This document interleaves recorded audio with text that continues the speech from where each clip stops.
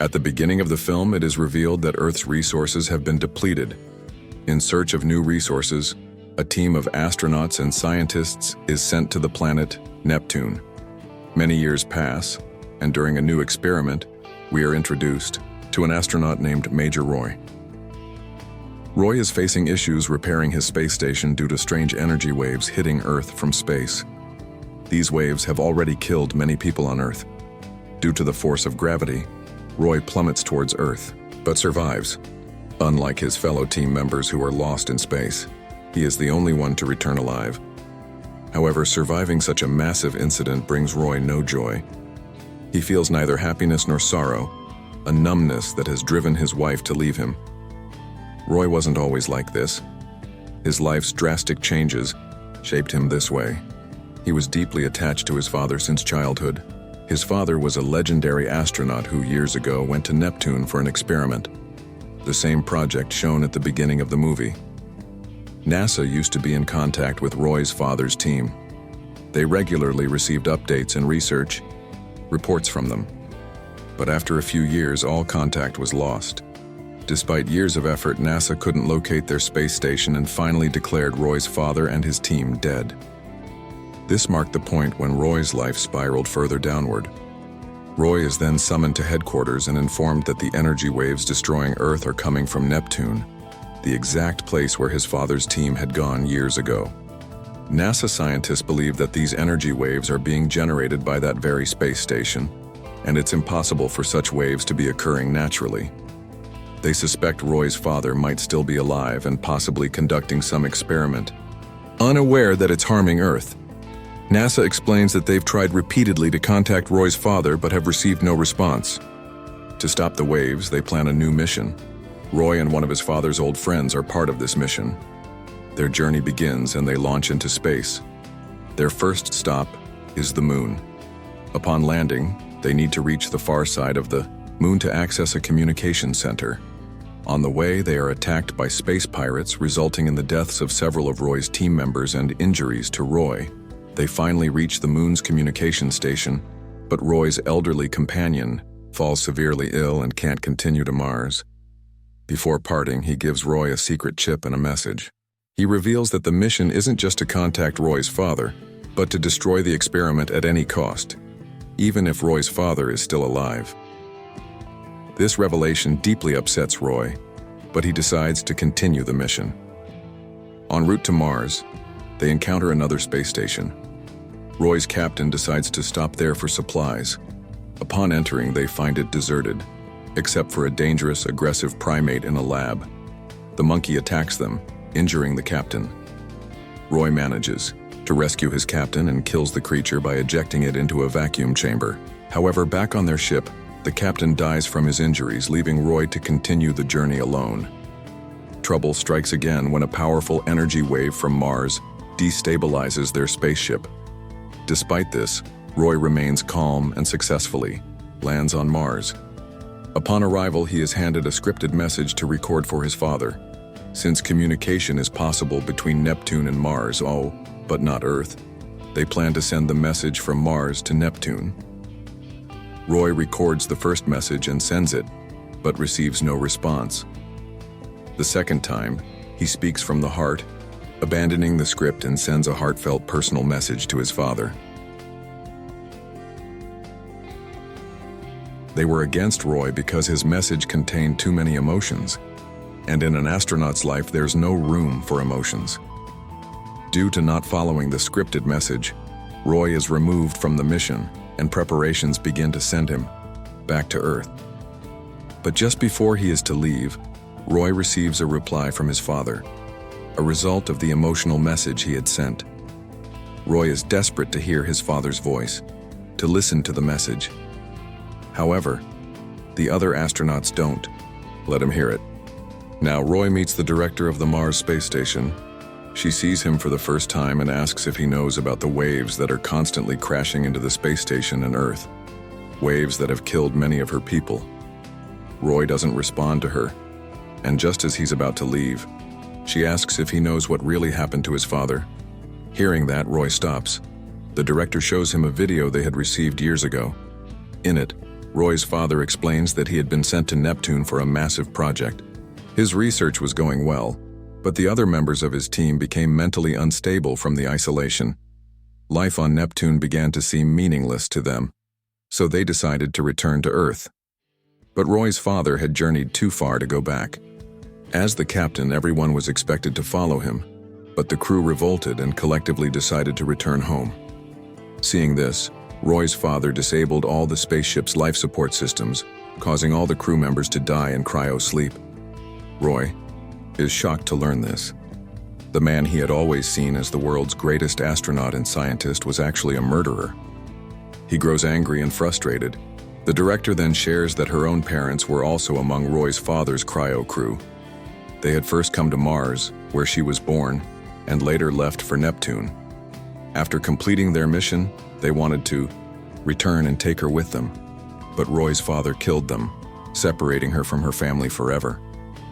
She tells Roy that his father's message had reached Earth years ago, but the authorities never exposed him as a villain. Instead, they covered up the truth and claimed that the crew died in an accident.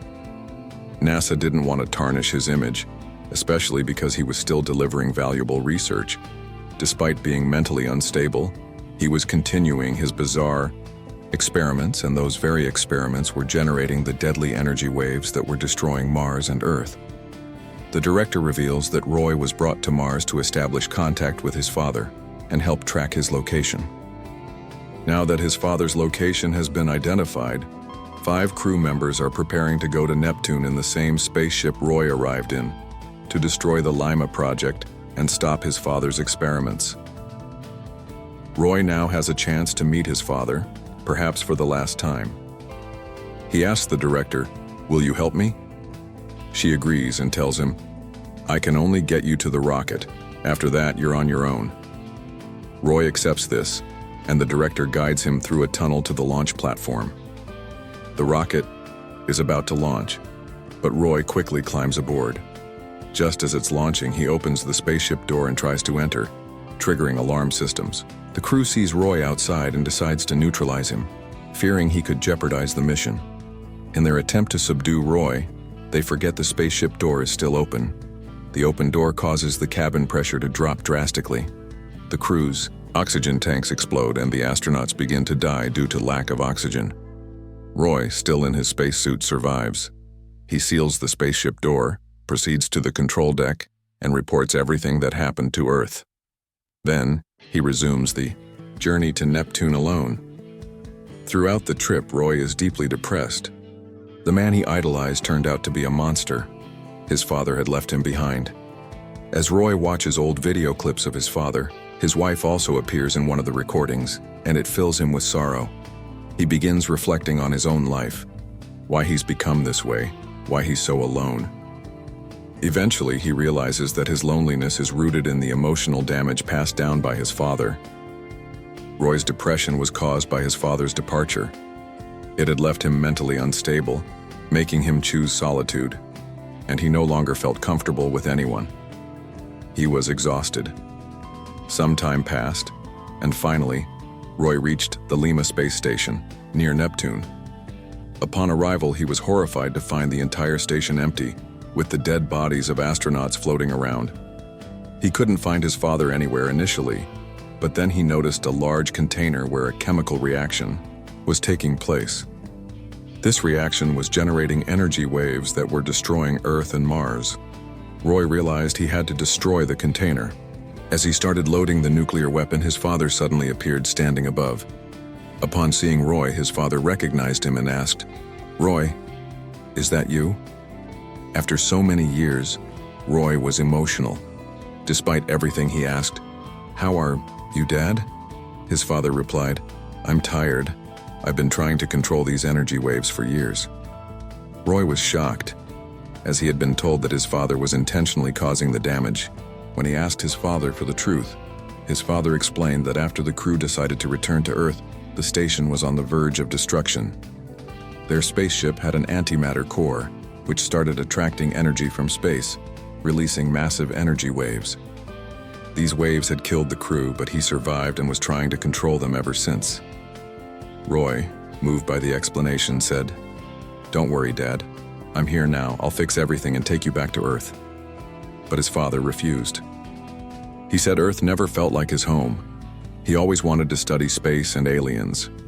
Space was his first priority, which is why he had left his wife, Roy, and the whole world. He admitted he didn't love Roy much because he feared emotional attachment would prevent him from staying in space. Hearing this, Roy was emotional. The man he loved so much was telling him he never loved him. Still, Roy said, "Even if you don't love me, I love you, Dad. And that's why I'm taking you back to Earth." He then began loading the nuclear weapon to destroy the antimatter core. Afterward, he helped his father put on a spacesuit and started preparing to leave the station. But then his father said, "No, Roy, please leave me. I want to stay here. Earth isn't my world. Please forgive me because I never gave you the love I should have. And today, I'm leaving you again." With that, he broke free of Roy's grip and drifted away. Roy said his final goodbye and let him go. Roy used his thrusters to return to his spaceship. After boarding, he saw his father drifting into Neptune's orbit. After a last look at his father, Roy activated the ship to begin his return journey. But then he realized the ship didn't have enough fuel to reach Earth.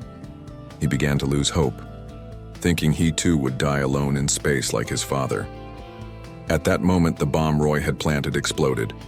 The massive energy wave released from the blast gave his spaceship a powerful push, saving a lot of fuel and making it possible for him to reach Earth. He was now satisfied. During the return journey, Roy read documents written by his father, which stated that humans are the most intelligent beings in the universe. The declining resources on Earth can't be replaced by another planet or aliens. Only humans can help themselves by finding ways to enhance their resources.